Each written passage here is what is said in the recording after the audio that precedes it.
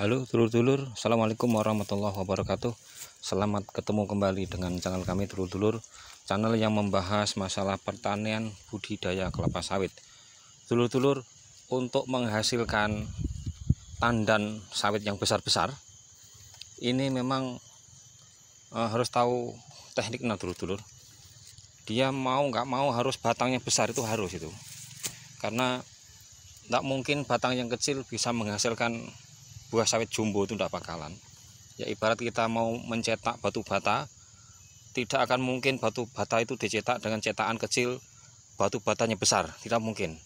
Jadi kalau cetakannya kecil ya batu batanya ya kecil, kalau cetakannya besar ya batu batanya besar. Ya seperti sawit kayak gitu juga dulur-dulur. Nah ini penampakan sawit kita jenis Lonsum BR1 dulur-dulur. Ini baru kita tanam 1 tahun. Waktu kita tanam karena bibitnya ini kurang terawat, tak titipkan sama orang, jadi ini kecil-kecil dulu. Ini telah tak rawat, ternyata dengan pupuk yang cukup, alhamdulillah ponggolnya besar-besar sekarang, besar. Nah ini aku kasih tahu dulu ini ternyata pengaruh kesuburan tanah dengan kita pakai pupuk organik itu luar biasa. Ini waktu kita nanam, saya kasih ini bekas tai ayam dulu, itu sekamnya masih kelihatan, dia sekam-sekam tuh. Nah ini sekamnya sendiri mengandung unsur kalium yang sangat tinggi, terus tai ayamnya mengandung pupuk organik ya. Jadi ternyata memang pertumbuhannya pesat. Nah ada kawan-kawan yang berkomentar bahwa nanam sawit nggak usah kasih tai ayam karena bibit untuk inang penyakit jamur katanya. Tapi nyatanya nggak benar. Karena begini, teman-teman kami yang nggak pakai tai ayam malah remuk, jamur busuk pucuk itu remuk, Anthracnosa phytophthora itu malah ngamuk. Jadi malah mendingan punya kita yang kita kasih tai ayam. Nah kena jamur ini kira-kira cuma 5 batang. Nah jadi nggak akurat, itu cuma dugaan. Karena menurut kami jamur yang di tai ayam itu beda sama jamur yang nyerang daun sawit, beda dulur-dulur. Tapi ini ada kesalahan dikit dulur-dulur. Ini waktu kemarin pupuk ini ditabur, masih kelihatannya NPK ditabur. Nah sawit-sawit yang kecil umur segini ini sebaiknya jangan ditabur dulur-dulur. Ini karena anak kami nggak ngomong ditabur. Nah ini resikonya kayak gitu tuh. Jadi rumputnya ikut subur makmur tuh rumputnya tuh. Nah karena ditabur, jadi kalau kena air hujan ini menggenang kemana-mana. Nah ini bekasnya masih kelihatan ya. Terus pupuk yang kita pakai dulur-dulur selain NPK, kita kasih dolomit waktu nanam, karena dolomit itu pupuk dasar ya.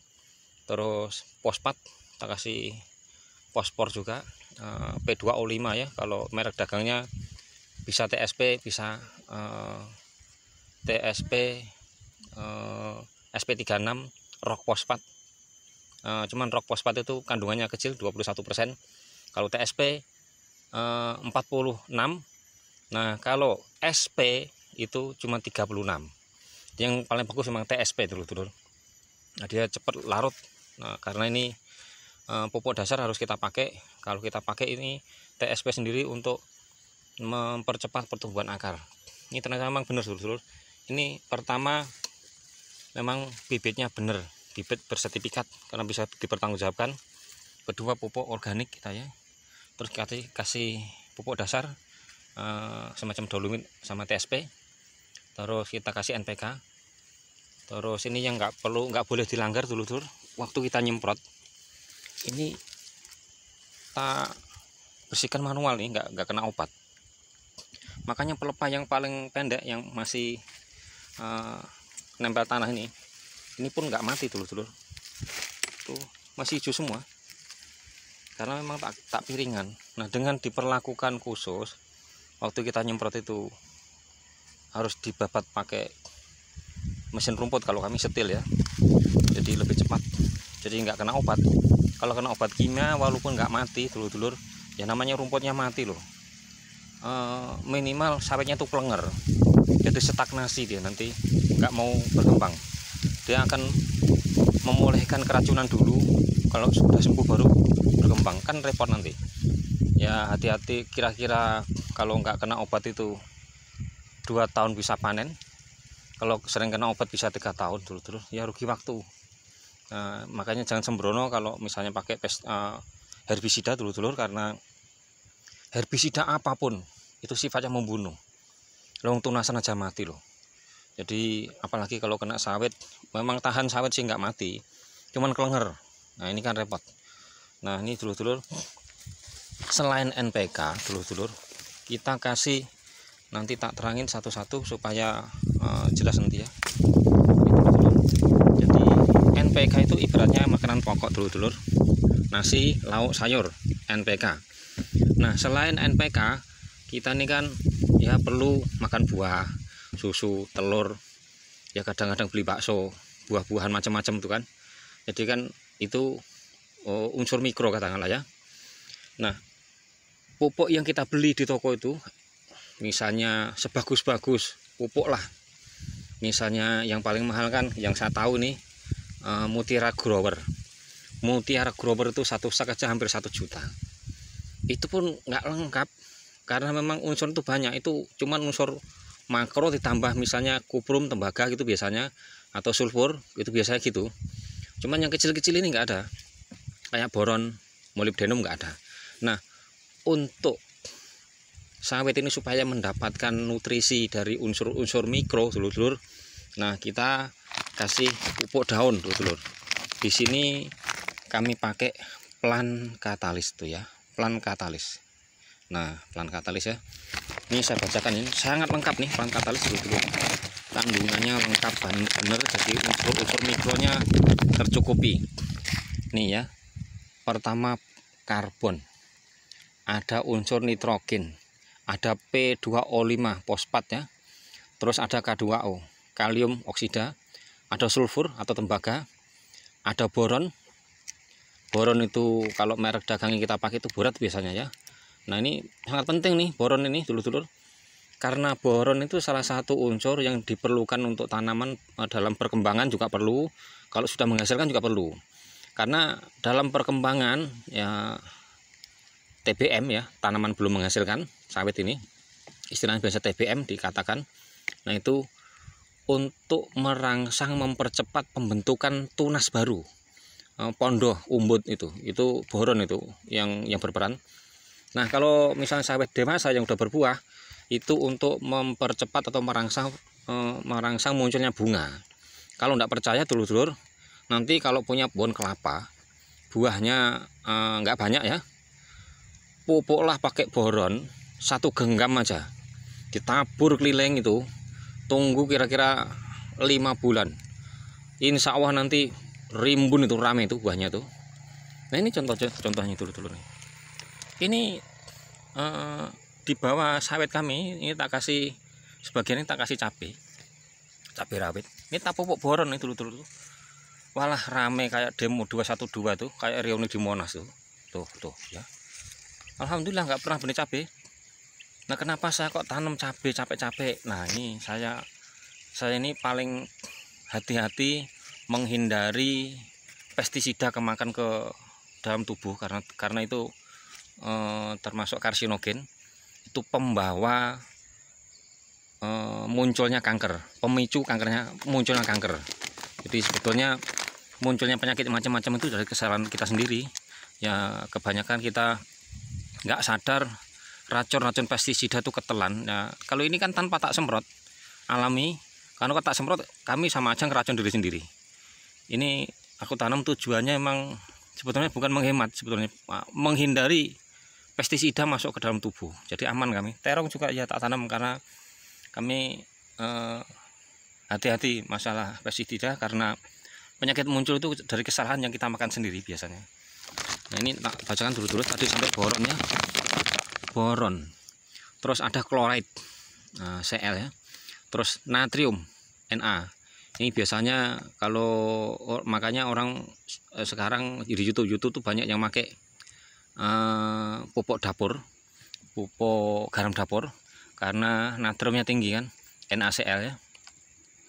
Terus kalsium, ini termasuk yang di pupuk dolomit tadi. Magnesium Mg, Zn atau zinc, ferrum atau besi, aluminium atau Al, molybdenum atau Mo, copper. Nah, copper ini istilah bahasa Inggris, istilah kita itu tembaga ya, Co ya. Kobalt atau Co. Ini yang apa namanya terkandung dalam plant katalis ini dulu. Nah, plant katalis ini nanti kalau kita buka, ini kan ukuran 1 kilo nih ya, 1 kilo. Nanti kalau buka di dalamnya ini ada kemasan kecil-kecil 100 gram nih dulu nih. 100 gram kecil-kecil. Nah, memakainya gimana nih 100 gram nih? Ini cukup kita pakai separohnya nih, berarti 50 gram. Ini kan ada nanti ada garis-garis nih. Nah, ini ada garis nih, ada strip nih. Strip ya. Itu ada strip. Nah, jelasnya itu, nah jelas itu 50 gram 50 gram nih untuk satu tangki 16 liter dulu. Kita aduk, sebetulnya udah cukup sebetulnya, tapi karena saya kepengen bagus lagi, tak kasih lagi tambahan, ada pupuk sama ini, pupuk namanya pupuk pelengkap, pupuk daun neokristalon. Nah, ini 18 itu NPK-nya ya. Ada NPK ditambah pupuk apa namanya? Yang mikronya nih. Ada magnesium oksida, ada Te itu elemen dulu. Ada sulfur. Terus tambah lagi ada pupuk ini dulu. Ada pupuk mekar hurip di sini mereknya. Ini dia fungsinya merangsang tunas. Nah, ini kurang jelas ya dulu ya ini. Nah, mekar hurip merangsang tunas. Nah, di sini mengandung tiamin B1 dulu. Terus ada kalsium nitrat. Nah, ini dulu ada Fe ya. Ada besi yang tadi udah terkandung di plant katalis juga. Nah, yang tidak kalah penting dulu, kalau mupuk daun di kelapa sawit ini dulu, jangan sampai lupa. Kalau kami ini wajib nih, harus ada ini nih. Harus ada ini. Merek dagang sih bebas, sembarang bisa. Cuman harus ada ini. Ini apa nih dulu tak jelaskan ya. Ini namanya perekat, perata, pembasah, penembus ya. Jadi ini penembus. Fungsinya salah satu pembasah penembus ya. Jadi ini 1 liter untuk 1000 liter. Jadi kalau kami 1 cap tuh cukup 1 tutup ya, cukup udah. Kenapa harus kasih penembus? Nah, ini dulu. Daun sawit ini dia berlapiskan lilin, alami memang ada lilinnya. Jadi terlindungi sama lilin. Nah, pupuk itu supaya terserap maksimal, dia harus bisa nembus lilin. Nah, nembus itu harus ada penembus. Nah, ini namanya penembus. Kalau nggak dikasih penembus, itu nanti keserapnya kurang maksimal. Jadi ini harus dikasih penembus karena ini ada lapisan lilin ini dulu. Ini kita semprot ya dulu ya. Coba tak kasih tahu cara nyemprot.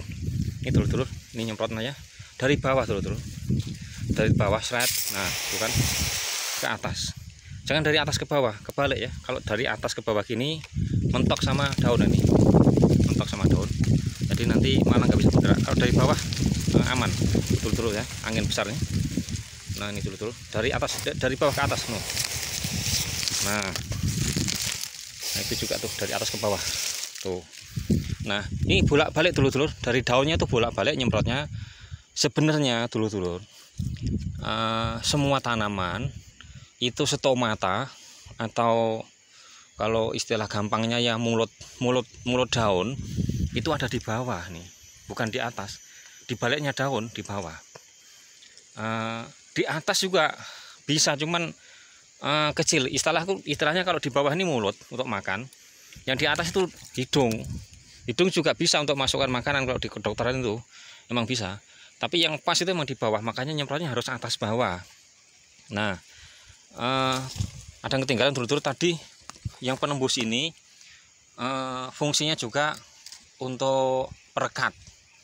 Jadi ini kalau kita nyemprot musim hujan aman, udah merekat, ada agrostiknya itu, ada perekat, ada penembus, ada pembasah, jadi aman. Dia keserap, tapi kalau kena hujan nggak luntur. Nah, ini loh dulu. Ini sawit kita nih Lonsum BL1 ya. Masya Allah.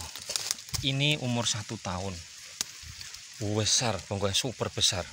Nah ini kemarin dikastrasi nih, dompet-dompetnya nih. Ini banyak nih dompet-dompet dikastrasi pertama nih. Nah kastrasi dulu kastrasi itu apa tuh? Kastrasi itu tadinya ini dompet nempel nih ya, nempel nih. Ini diambil dompetnya, ini diambil. Nah jangan sampai dompet ini udah mekar jadi buah. Kalau dompet ini jadi buah, dulur-dulur, sari-sari makanan itu nanti untuk membesarkan dompet jadi buah. Jadi akhirnya nanti batangnya nggak besar-besar karena terkonsentrasi dimakan buah. Nah supaya sari makanan yang dihasilkan fotosintesis itu udah dimakan buah, makanya nih bunga-bunga kayak gini nih, dompet ini harus dibuang supaya bonggolnya besar. Nah kalau bonggolnya besar, insya Allah janjangannya besar nanti. Itu loh dulu, ini kan ada drigen ya, itu drigen rondap. Ini batang sawit, drigen rondap. Gede batangnya nih dulu. Betul, aku nggak ngomong kosong, ini nyata real ini, asli ini ya. Ini umur 1 tahun tapi karena perawatannya cukup. Pertama pupuknya cukup, nggak boleh kena pestisida, nggak boleh kena herbisida. Jadi akhirnya batangnya besar itu, drigennya kecil. Ini udah tinggi hampir 3 meter nih, dari pucuk daun sampai bawah, tinggi bener. Nah ini buktinya dulu kalau kita pupuk sampai cabai pun kayak begini nih, ramai bener kayak demo. Ya karena pupuknya memang cukup dulu. Nah, karena rahasia sawit ini, nanam sawit itu memang pertama memang bersih, kedua yang paling penting itu ya memang pupuknya harus cukup. Karena sawit itu memang tanaman yang kalau saya katakan itu agak kasar sedikit, itu agak dia agak serakah itu, makannya banyak, pupuknya harus banyak. Nah kalau nggak banyak numbuh, cuman nanti kecil-kecil buahnya. Terus perkembangannya lama kan kalau ini dulu montok bener nih buahnya, sudah dikastrasi kemarin. Ini bonggolnya besar-besar sebesar itu dulu. Inilah penampakan lonsum PA1. Jadi nggak nyesel dulu nanam lonsum, karena lonsum itu bibit sawit yang dibudidayakan sejak zaman Belanda, sebelum Indonesia merdeka. Tuh dulu sebesar itu. 1 tahun ini, betul, aku tidak bohong, ini asli 1 tahun. Nah lonsum ini dikembangkan oleh perusahaan dari Uni Eropa ya, Inggris. Jadi dulu itu kan negara kita dijajah sama orang Eropa 365 tahun ya. Salah satunya ya Inggris, Portugis, Inggris, Belanda ya. Salah satunya Inggris karena namanya lonsum ya, London Sumatera. Dari perusahaan London punya Inggris yang di Sumatera. Ini dia mengembangkan sawit itu, risetnya itu sejak zaman Belanda. Jadi ya insya Allah kita nggak salah, karena cukup tua pengalaman. Ibarat motor tuh Honda ya, nomor 1. Jadi pengalaman yang cukup hebat, sangat hebat, bukan cukup lagi. Jadi memang dipakai ya awet. Ini dulur-dulur tuh bekas kita nyemprot kemarin, cuman kan nggak kena tuh. Pelepah yang paling bawah tuh masih hijau, masih utuh tuh, nggak ada yang kering-kering, nggak ada, karena memang nggak kesemprot. Nah kita setel dulu, setelah bersih baru kiri kanannya kita semprot. Ini dulu sampai hijau tua dulu, itu daunnya itu hijau tua, semuanya hijau tua. Bahkan yang tumbuhan hutan pun kalah, yang tunasan hutan pun kalah, hijaunya kalah ya, kuning. Nah karena ini sangat subur, nah sangat hijau dulu. Nah ini dulu kalau kena ulat kayak gini nih, ulat bulu nih, wah hati-hati nih, buatannya bukan main ini. Ulat yang kayak gini nih parah, jadi kita harus hindar. Kalau ada ini kesenggol aja langsung shred kayak dibakar. Nah ini bahaya nih, bener-bener hati-hati dulu kalau lihat kayak gitu. Ini informasi dari kami dulur-dulur. Mudah-mudahan informasi dari kami bermanfaat untuk kawan-kawan yang mau mengembangkan budidaya kelapa sawit. Jangan takut-takut, jangan ragu-ragu investasi di pertanian di kelapa sawit dulur-dulur, karena ini produk global bukan domestik ya. Jadi yang membutuhkan dunia. Jadi kalau kelas dunia yang membutuhkan, insya Allah sangat aman, karena dibutuhkan orang sak donya, sak dunia membutuhkan semua. Ya, crude palm oil ini tidak tergantikan oleh sumber minyak nabati yang lain. Misalnya pupuk dari kopra atau bunga matahari atau dari kedelai, itu tidak bisa ngelawan, karena itu kan dari biji kecil-kecil, ini jangan kan besar-besar, jadi nggak bisa ngelawan. Jangan ragu-ragu, kita kembangkan, insya Allah pasti laku, berapapun pasti habis, karena inovasi terus berlanjut. Bahkan solar kita udah mencapai B35, jadi 35% udah dari CPO. Sekarang malah udah dikembangkan bisa dipakai untuk bensin. Terus minyak kernel itu, minyak inti itu bisa dipakai untuk bahan bakar pesawat terbang. Jadi insya Allah banyak gunanya, aman. Jangan ragu-ragu dulur-dulur. Ya, emang usaha ini emang capek, tapi ya itulah, ini istilahnya sengsara membawa nikmat dulur-dulur.